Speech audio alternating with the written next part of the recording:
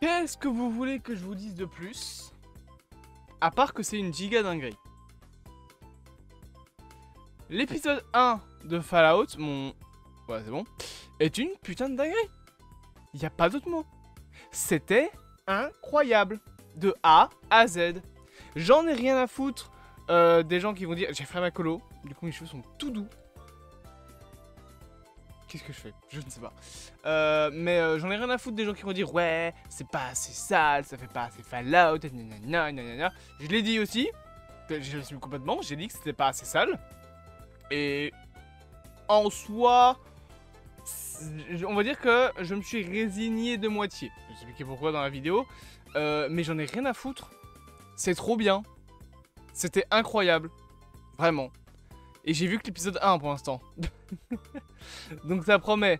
Sachez d'ailleurs que c'est, je pense, l'un des programmes, voire le programme, avec les meilleures critiques pour un projet adapté de jeux vidéo. Comme ça vous le savez. Donc Fallout, première saison, nous raconte donc pour l'épisode 1 l'histoire de Lucy, qui est donc une habitante de l'abri 33. Et qui en gros est un abri, alors si j'ai bien compris c'est un abri qui a un pont permettant d'être sous-jacent à un autre abri. Donc c'est deux abris connectés, peut-être qu'il y a plusieurs abris comme ça qui font une espèce de toile d'abri pour diversifier notamment les gènes. Il y a tout ce truc là qui est beaucoup présent dans le début de l'épisode où Lucy va insister sur le fait qu'elle a les organes reproducteurs intacts. Donc en gros elle est vierge quoi, qu'elle va pouvoir élever ses enfants, t'as même une de ses amies qui lui dit t'auras pas le temps d'enlever ta robe, qu'il aura déjà fini, c'est très bien de quoi il parle. La première phrase, alors ça m'a tué, la première phrase qu'elle dit à son futur mari c'est « Ah au fait vous faites vos trucs avec votre... j'ai pas envie de dire le mot mais le S-word, c'est dégueulasse. Elle parle, attends c'est quoi le nom, c'est le... J'allais dire le spermotron, mais non, c'est pas ça. Le spermotron. Ah, c'est ignoble. Merde, je sais plus le nom. Mais en gros, c'est un truc qui, je suppose, calcule la... Comment on appelle ça déjà? La reproductibilité, j'ai envie de dire, du type, quoi. Et qu'en gros, c'est un test qu'il fait tous les mois pour voir s'il est toujours... Enfin, s'il est pas stérile, quoi, concrètement. Et c'est le premier truc qu'elle dit à son mari. T'as même son pote qui lui fait un coup de coude en mode « Eh, ta gueule, juste ferme ta gueule ».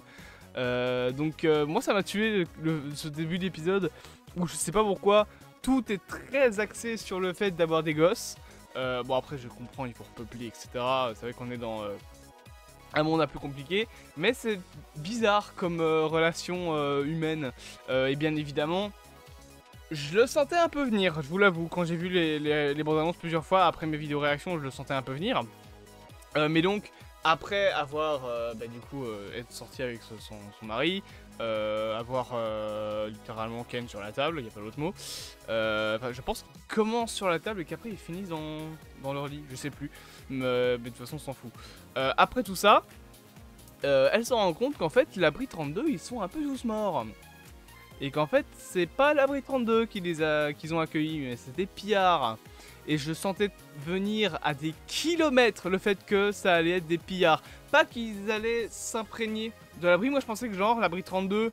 en fait, je pensais juste que quand Lucy ouvrait la porte une première fois, genre qu'elle allait ouvrir la porte une première fois sans faire exprès, et que du coup, t'allais avoir des pillards qui allaient rentrer dans l'abri. Et que c'est pour ça que ça allait foutre le bordel et que du coup...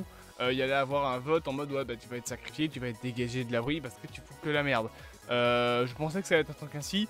Surtout qu'en plus on accentuait le fait, surtout au début de l'épisode, qu'elle est pas enceinte, qu'elle a personne. Moi je me disais ouais bah en fait c'est une ratée, qu'elle essaye d'être à sa place mais c'est tout. Mais au final non, c'est donc que l'abri 32 en fait s'est fait envahir par des pillards qui ensuite envahissent l'abri 33, kidnappent son père et du coup bah elle dit bah en fait je vais aller sortir de l'abri pour retrouver mon padré qui s'est fait capturer par des pillards. Donc une histoire très logique dans l'univers de Fallout en fait. Le nombre d'abris qui se sont fait casser la gueule par des pillards, il y en a beaucoup. Alors ça me fait un peu penser aussi au scénario de Fallout 3, bien que dans Fallout 3 c'est, il me semble, pas des pillards qui capturent ton père, c'est juste que ton père a quitté l'abri et qu'après tu pars le rechercher. Et dans Fallout 4, c'est ton fils s'est fait kidnapper et après la cryogénisation, quand tu sors de ta capsule de cryogénisation, tu vas récupérer ton fils en sortant de l'abri. C'est l'abri 111 dans Fallout 4, je crois. Il me semble que dans Fallout 3, c'est l'abri 101.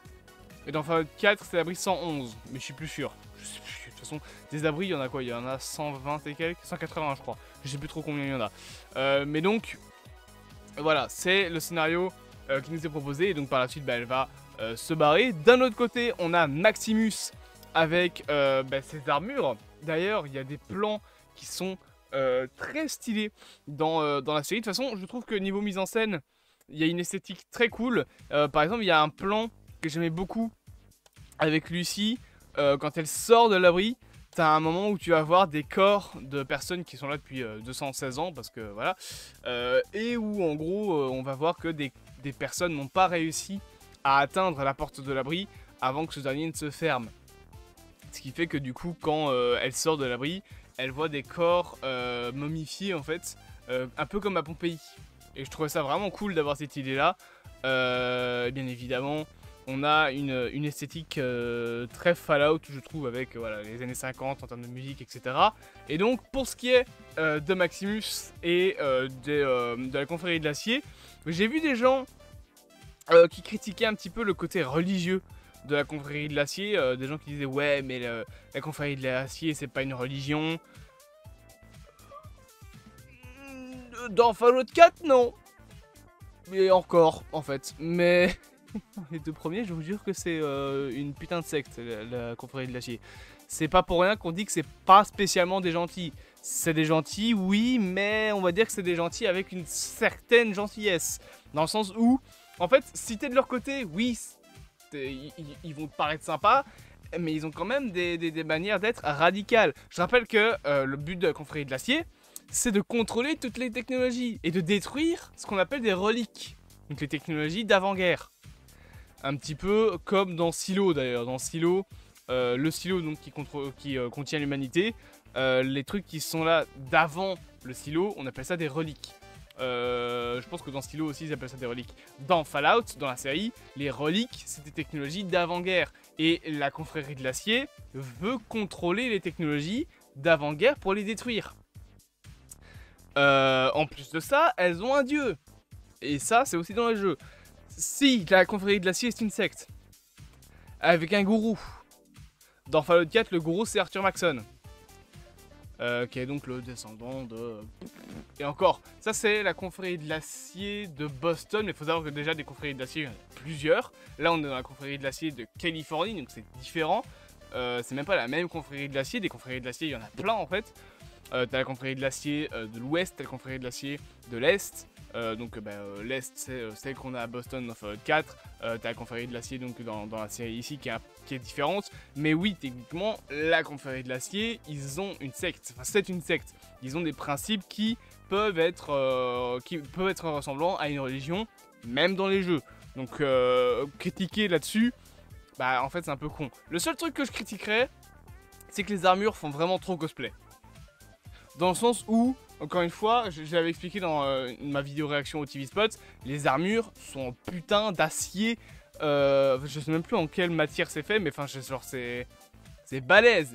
Surtout que genre c'est pas des petites armures, hein, c'est pas les X machin de Fallout 1. C'est des putains de T60. Des modèles ultra balèzes. Ça d'ailleurs, c'est une T60 de Fallout 4. Magnifique quoi. Vraiment, je la surkiffe, elle vient des États-Unis celle-là. C'est pour ça que je l'ai protégée dans une petite boîte. Il y a un alien derrière. Les T60, ça pèse une blinde. C'est hyper lourd. Donc, quand dans la série, tu vois que, genre, par exemple, imaginez ça, c'est la plaque de l'armure. Vraiment, dans la série, il marche et t'as la plaque de l'armure qui fait blanc, blanc, blanc, qui se balade comme ça. Je suis désolé. Dans les jeux, la plaque de l'armure, elle bouge pas. Hein. Tu peux sauter que le truc, il reste bien droit. Hein. C'est le principe même de l'armure. Quand t'as l'épaulette qui fait ça dans la série, vraiment genre, vous voyez que là, les armures elles ont des épaulettes. Quand il marche dans la série, son épaulette elle fait... Déjà, je vous jure que dans la série, les mecs ils se baladent comme ça. Vraiment en bougeant les bras, tu vois que ils sont pas juste, ils marchent pas. Non, non, vraiment, ils bougent bien les bras et tout. Alors ok, C'est des acteurs qui probablement essayent de montrer la puissance de l'armure en écartant un peu les bras et en montrant voilà, que ça leur donne un côté balèze. Mais déjà de 1, ça fait ridicule d'avoir une armure qui écarte les bras comme ça, comme si vous voulez mettre des pains à quelqu'un. Et ensuite, du coup, ça fait que les bouts de l'armure se baladent. C'est vraiment, dans Fallout, l'armure, t'es comme ça dedans. Hein. Genre, t'as pas beaucoup de mobilité. C'est pas fait, en fait, pour bouger. T'as les armures qui sont faites pour le minage, oui, pour le minage. Hein, pas pour planter des graines. Tu vas pas commencer à planter un arbre avec une T60. Mais surtout, les armures de base, ils les ont créées. Les armures dans l'univers de Fallout, c'est simple. On les a créées, enfin les États-Unis l'ont créé pour péter la gueule aux Chinois. Entre autres. De base, ça a été créé pour la guerre contre la Chine. C'est des putains de tanks vivants. Tu le bouges pas avec un petit doigt, un tank. C'est pour ça que d'ailleurs, ils ont besoin d'avoir ce qu'on appelle dans la série des écuyers. Merde, où est mon image? Voilà, des écuyers, ce qu'est Maximus, pour porter leur matériel, pour porter une partie de leur matos. Parce que les armures ont pas beaucoup de stockage. Enfin, dans les jeux, il me semble qu'elles en ont, mais genre, tu peux l'améliorer, je crois. Là, par exemple, l'armure que j'ai dans le jeu, enfin, que vous avez que moi j'ai en pop, c'est c'est pas une armure T60 de base, parce qu'il y en avait plus. Le mec qui en vend depuis les États-Unis n'en avait plus. C'est une T60 avec un modèle bien précis. C'est bel et bien la prise en 11 en Fallout 4. C'est marqué juste derrière. Parce que genre, si je vous montre un peu... Attendez, je vais vous montrer... Oh, il y a un coq derrière. Et il y a Canigou. Si je vous montre derrière, voilà, il y a la T60 normale. Alors, c'est compliqué. Qui est en bas à droite. Voilà. Et en bas à droite, il y a la T60 normale.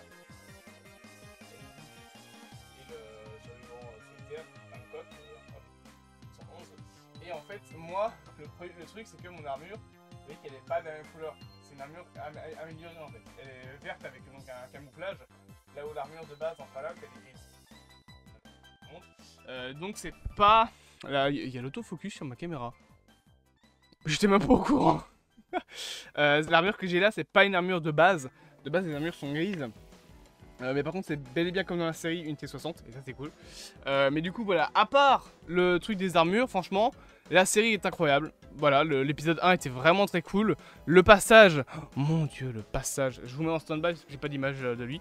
Le passage avec les ghouls, enfin avec la ghoul, parce qu'il y en a qu'une seule, donc de Howard Cooper, c'est le nom du personnage. Oh, qu'est-ce qu'il est stylé ce perso. Déjà, je suis désolé, la scène d'intro où on voit la Grande Guerre, c'est une super bonne idée. Alors, pour ceux qui savent pas ce que c'est la Grande Guerre, j'ai fait une vidéo sur l'histoire de Fallout, allez la voir. Il y a quelques erreurs, mais c'est pas des erreurs indispensables pour comprendre le lore. C'est des erreurs du genre, j'ai dit que Mr. Andy c'était une technologie alors que c'est le nom du modèle des robots. Il y a des Mr. Andy d'ailleurs dans la série. Mr. Andy c'est les robots comme Codsworth, donc les robots qui volent avec 3 bras. Mais à part des erreurs comme ça en mode, genre par exemple j'ai dit que les capsules c'était des capsules de Nuka-Cola alors que t'as aussi des capsules de Res Sarsaparilla. J'ai résumé le truc, genre c'est bon, cassez pas les couilles. Oui, Mr. Andy, c'est pas une technologie, mais si tu commences à rentrer dans le délire, tu dois parler de Mr. Robot, tu dois parler... On s'en fout, ok?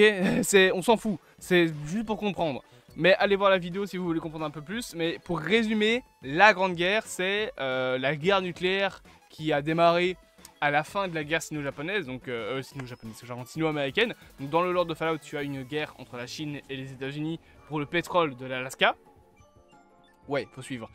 Les États-Unis capturent l'Alaska, arrivent en Chine, et on sait pas qui, quand, comment, pourquoi, mais quelqu'un a balancé une bombe. Et bien évidemment, après ça a ricoché, et c'est ce qui a créé les Terres désolées. Et je pense que la série va nous dévoiler qui a déclenché les bombes. Parce qu'apparemment, la série se passe bel et bien dans le lore des jeux. Et si vous restez tout à la fin, il y a un petit teasing pour les épisodes suivants. Je dis ça, je dis rien, mais ça parle de complot. Et de Voltec. Sachant que c'est une des 3 théories principales. Soit c'est les Américains, soit c'est les Chinois, soit c'est Voltec qui a tout fait péter. Parce que Voltec est une entreprise qui a créé de base les abris. Pourquoi? Faire des expériences sur des humains dessus. Sauf que les abris, faut qu'il y ait des gens dedans. Faut qu'il y ait plus le monde autour. Faut que les gens aillent dans les abris. Et ils restent. pas faire des exercices comme le gouvernement faisait, et au bout d'un moment, les gens se sont délaissés de ça. Et lorsque Voltec faisait des exercices, pardon, plus personne n'y allait parce que de toute façon, est-ce qu'il allait réellement avoir une guerre? Et bah au final, peut-être que Voltec a balancé eux-mêmes les bombes pour se faire péter. Vous avez 2 heures. Je vais faire une vidéo théorie là-dessus aujourd'hui. Oh, c'est trop bien. Bref, j'espère que c'était... Oh, il y aura un short sur la truc aussi pour vous raconter une anecdote. J'espère que cette vidéo vous aura plu. Bien évidemment, n'hésitez pas à vous abonner, à partager, à liker, à commenter. Je pense que ça se voit que je suis fan de Fallout parce que je vous raconte plein d'anecdotes sur le lore, mais c'est vraiment trop bien. C'est incroyable. C'est vraiment incroyable. Le truc du pouce là, quand t'as Walter qui parle... Quand t'as Howard Cooper qui parle avec sa fille, le truc du pouce... donc pour savoir qu'il y a un truc avec les bombes nucléaires, c'est que si t'as une bombe devant toi, si le champignon est plus petit que la moitié de ton pouce, ça va, mais bon, restez pas là non plus parce que, sans blague, connard, faut pas rester près d'une bombe nucléaire. Si ça fait la taille de ton pouce, tu cours. Si ça dépasse de au moins la moitié de ton pouce, ça sert plus à rien de courir. C'est vraiment, c'est terminé. Si le champignon fait 2 fois ton pouce, oh. à part déjà t'enterrer pour pas souffrir, tire-toi une balle et c'est tout. Voilà, comme ça, si jamais il y a une attaque nucléaire, vous le saurez. Je vous dis bien évidemment à bientôt pour de prochaines aventures au sein de ce vaste multivers. Non, bah du coup, non, je sais. Je vous dis à bientôt dans les terres désolées, habitants de l'abri.